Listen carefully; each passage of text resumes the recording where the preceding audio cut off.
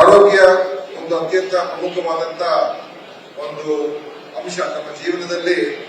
ನಮ್ಮ ಆರೋಗ್ಯವನ್ನು ಕಾಪಾಡಿಕೊಳ್ಳುವಂಥದ್ದು ಅದು ನಮ್ಮ ಮೇಲಿರುವಂತಹ ಜವಾಬ್ದಾರಿ. ಆದ್ರಿಂದ ಇವತ್ತು ಸರ್ಕಾರ ಕಡೆಯಿಂದ ನಮಗೆ ಮುಖ್ಯ ಉದ್ದೇಶ ಏನಂತ ಹೇಳಿದ್ರೆ, ಯಾರಿಗೆ ಆರೋಗ್ಯದ ಒಂದು ಪರಿಸ್ಥಿತಿ ಕೆಡುವಂಥದ್ದು ಇರ್ತದೆ ಅಥವಾ ಅವರ ಆರೋಗ್ಯ ಪರಿಸ್ಥಿತಿ ಏನು ಅಂತ ತಿಳ್ಕೊಳ್ತಕ್ಕಂಥದ್ದು ಬಹಳ ಮುಖ್ಯ. ನಾವು ಎಷ್ಟು ಬೇಗ ಅದು ನನಗೆ ಗೊತ್ತಾಗ್ತದೋ ಅಷ್ಟು ಬೇಗ ಸುಲಭವಾಗಿ ನಾವು ಅದನ್ನ ಚಿಕಿತ್ಸೆ ಪಡ್ಕೊಳ್ತಕ್ಕಂಥದ್ದಕ್ಕೆ ಗುಣ ಮಾಡ್ಕೊಳ್ತಕ್ಕಂಥದ್ದು ಅವಕಾಶ ಆಗ್ತದೆ. ಆದ್ರಿಂದ ತಪಾಸಣೆ ಬಹಳ ಮುಖ್ಯ. ನಾವೆಲ್ಲರೂ ಬಹಳ ಒತ್ತಡದ ಜೀವನದಲ್ಲೇ ನಾವು ಜೀವನ ನಡೆಸ್ತೀವಿ. ಮತ್ತು ಈಗ ನಮ್ಮ ಜೀವನ ಶೈಲಿ ಇರ್ಬೋದು, ನಮ್ಮ ಆಹಾರ ಪದ್ಧತಿಗಳಿರ್ಬೋದು, ಒತ್ತಡದ ಒಂದು ಪರಿಸ್ಥಿತಿ ವಾತಾವರಣದಲ್ಲಿ ಇರೋದ್ರಿಂದ ಅನೇಕ ರೋಗಗಳು ನಮಗೆ ಬರುವಂತದ್ದಾಗ್ತದೆ. ಅದನ್ನು ಕೂಡ ಸರ್ಕಾರಿ ನೌಕರರಿಗೆ ಹೆಚ್ಚಿನ ಒತ್ತಡ ಇದ್ದೇ ಇರ್ತದೆ. ಯಾಕಂದ್ರೆ ಸಮಯ ಒಂದ್ಸಲ ಲೇಟ್ ಆಗುವಂಥದ್ದು ಮತ್ತು ಕೆಲಸದ ಒತ್ತಡ ಮತ್ತು ಒಂದೇ ಕುರ್ಚಿ ಮೇಲೆ ಕೂತ್ಕೊಂಡು ಕೆಲಸ ಮಾಡ್ತಾರೆ, ಓಡಾಟ ಕಮ್ಮಿ. ಆದ್ರೆ ಇದೆಲ್ಲ ಏನ್ ಕಾರಣ? ಈ ಎಲ್ಲ ಕಾರಣಗಳಿಂದ ಅವರಿಗೆ ಈ ಮಧುಮೇಹ ಬರುವಂಥದ್ದು, ರಕ್ತದ ಒತ್ತಡ ಬರುವಂಥದ್ದು ಸಹಜ ಆಗುತ್ತೆ. ಬಹುತೇಕ 50% ಅಷ್ಟು ಜನರಿಗೆ ಇವತ್ತು ಡಯಾಬಿಟೀಸು, ಬ್ಲಡ್ ಪ್ರೆಷರ್ ಎಲ್ಲ ಬರುವಂತದ್ದಾಗಿದೆ. ಅದರಿಂದ ಇವತ್ತು ನಾವು ಇದೆಲ್ಲ ಬೇರೆ ಬೇರೆ ಕಾಯಿಲೆಗಳಿಗೆ, ರೋಗಗಳಿಗೆ ಮೂಲ ಆಗುತ್ತೆ. ಆ ಕಾರಣದಿಂದ ನಾವು ನಮ್ಮ ಆರೋಗ್ಯವನ್ನ ನೋಡ್ಕೊಳ್ತಕ್ಕಂಥದ್ದು ಬಹಳ ಮುಖ್ಯ ಆಗಿದೆ. ಇವತ್ತಿಲ್ಲಿ ಅನೇಕ ವಿವಿಧ ಒಂದು ಚಿಕಿತ್ಸೆಗೆ ಮತ್ತು ಬೇರೆ ಬೇರೆ ಏನು ಆರೋಗ್ಯದಲ್ಲಿ ಬರುವಂತಹ ಬೇರೆ ಬೇರೆ ಡಿಪಾರ್ಟ್ಮೆಂಟ್ಸ್ ಏನಿದೆ ಅವರೆಲ್ಲರೂ ಕೂಡ ಇಲ್ಲಿಗೆ ಬಂದಿದ್ದಾರೆ.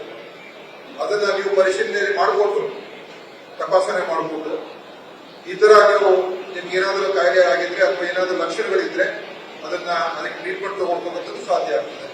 ಮತ್ತು ಪ್ರತಿಯೊಬ್ಬರು ಪ್ರತಿ ವರ್ಷ ಆದ್ರೂ ಒಂದ್ಸಲ ಆದ್ರೂ ಈ ರೀತಿಯಾದ ತಪಾಸಣೆಯಲ್ಲಿ ಭಾಗವಹಿಸಬೇಕು ಅಥವಾ ಆಸ್ಪತ್ರೆಗೆ ಹೋಗಿ ಚೆಕ್ಅಪ್ ಮಾಡಬೇಕು.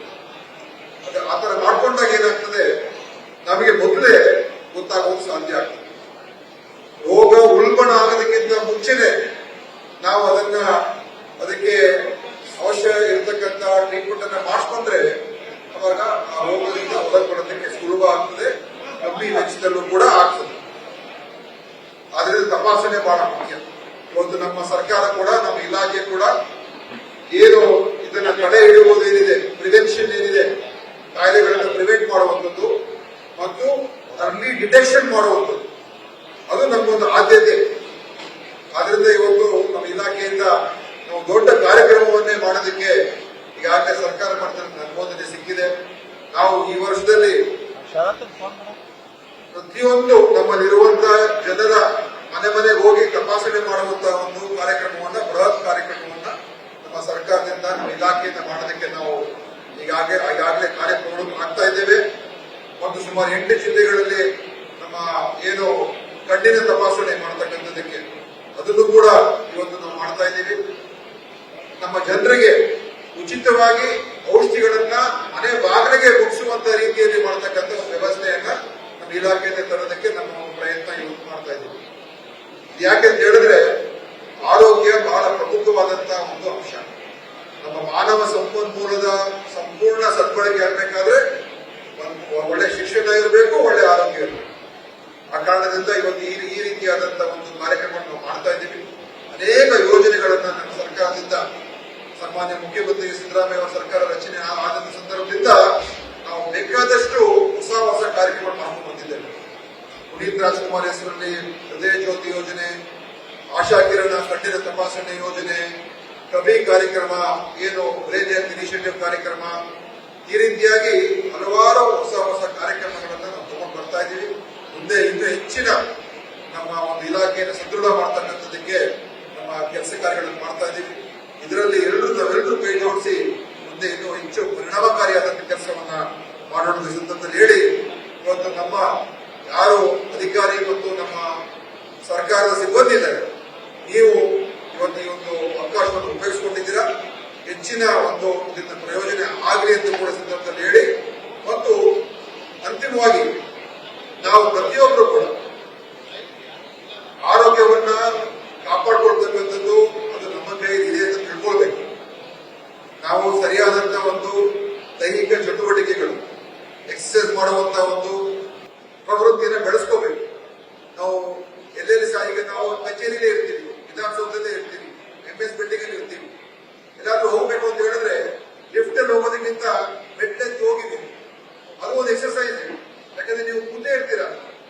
ಈ ರೀತಿಯಾದ ಓಡಾಟ ಮಾಡುವಂತದ್ರಲ್ಲಿ ಏನಾಗಿದೆ, ಅದರಲ್ಲಿ ನಾವು ಪ್ರತಿಯೊಂದರಲ್ಲೂ ಕೂಡ ಇದ್ರ ಬಗ್ಗೆ ನಾವು ಆಲೋಚನೆ ಮಾಡಿ.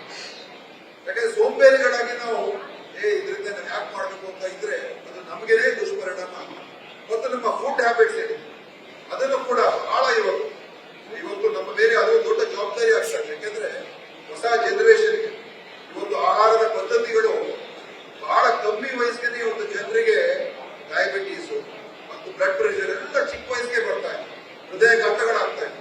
ಯಾಕೆಂತ ಹೇಳಿದ್ರೆ ಫುಡ್ ಹ್ಯಾಬಿಟ್ಸ್ ಇಂದ ನಾವು ಏನ್ ತಿಂತೀವಿ, ನಾವೇನು ಸೇವನೆ ಮಾಡ್ತೀವಿ, ಇದು ಇವತ್ತು ದೊಡ್ಡ ದುಷ್ಪರಿಣಾಮ ಬೀರ್ತಾ ಇದೆ.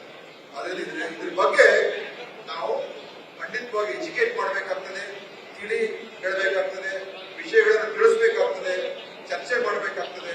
ನಮ್ಮ ಶಾಲಾ ಮಕ್ಕಳಿಂದ ಹಿಡಿದು ಎಲ್ಲ ಹಂತದಲ್ಲೂ ಕೂಡ ಇದ್ರ ಬಗ್ಗೆ ನಾವು ಆ ಜ್ಞಾನವನ್ನ, ಆ ವಿಷಯಗಳನ್ನ ಮುಗಿಸುವಂತ ಕೆಲಸ ಇವತ್ತು ಮಾಡಬೇಕಾಗ್ತದೆ. ಆ ವಿಚಾರದಲ್ಲೂ ಕೂಡ ನಮ್ಮ ಇಲಾಖೆ ಮುಂದಿನ ದಿವಸಗಳಲ್ಲಿ ದೊಡ್ಡ ಒಂದು ಕಾರ್ಯಕ್ರಮವನ್ನು ಕೂಡ ರೂಪಿಸೋದಕ್ಕೆ ನಾವು ಎಲ್ಲ ಯೋಚನೆಗಳು ಮಾಡ್ತಾ ಇದ್ದೀವಿ ಅಂತ ಹೇಳಿ ಇನ್ನು ಹೆಚ್ಚು ಭಾಷಣ ಮಾಡಿದರೆ, ಯಾಕಂದ್ರೆ ಇವತ್ತು ಒಂದು ರೀತಿ ಒಂದು ಅನೌಪಚಾರಿಕವಾದಂತ ಒಂದು ಕಾರ್ಯಕ್ರಮ ತರ ನಾವು ಮಾಡ್ತಾ ಇದ್ದೀವಿ. ಅದರಿಂದ ಸನ್ಮಾನ್ಯ ಮುಖ್ಯಮಂತ್ರಿಗಳು ಬಂದು ಇವತ್ತು ನಮ್ಮ ಈ ಕಾರ್ಯಕ್ರಮದಲ್ಲಿ ಭಾಗವಹಿಸಿದ್ದಕ್ಕೆ ನಾನು ಸಚಿವರಾಗಿ ಅವರಿಗೆ ನನ್ನ ವಿಶೇಷವಾದಂತಹ ಧನ್ಯವಾದಗಳನ್ನು ಅರ್ಪಿಸ್ತಾ ಇದ್ದೀನಿ. ಮತ್ತು ಇವತ್ತೆಲ್ಲ ನಮ್ಮ ಇಲಾಖೆಯವರು ಕೂಡ ಈ ತರ ಕಾರ್ಯಕ್ರಮ ಪ್ರಪ್ರಥಮ ಬಾರಿಗೆ ಈ ರೀತಿಯಾದಂತಹ ಆರೋಗ್ಯ ಶಿಬಿರವನ್ನ ನಮ್ಮ ಸರ್ಕಾರಿ ನೌಕರರಿಗೆ ಮಾಡಿರ್ತಕ್ಕಂಥದ್ದು ಇದು ಫಸ್ಟ್ ಟೈಮ್ ಈ ರೀತಿ ಆಗ್ತಾ ಇದೆ. ಅದಕ್ಕೆ ನಮ್ಮ ಎಲ್ಲ ಇಲಾಖೆಯವರು ಕೂಡ ನನ್ನ ಪೂರ್ವಕವಾದಂತಹ ಅಭಿವೃದ್ಧಿಗಳನ್ನ ಹೇಳಿ ಎಲ್ಲರೂ ವಂದಿಸಿ ಮಾತನ್ನು ಮುಗಿಸ್ತೇನೆ. ಜೈ ಜೈ ಕರ್ನಾಟಕ. ನ್ಯೂಸ್ ಫಸ್ಟ್ ನಿರ್ಭೀತಿಯಿಂದ ನಿಮ್ಮ ಪರವಾಗಿ.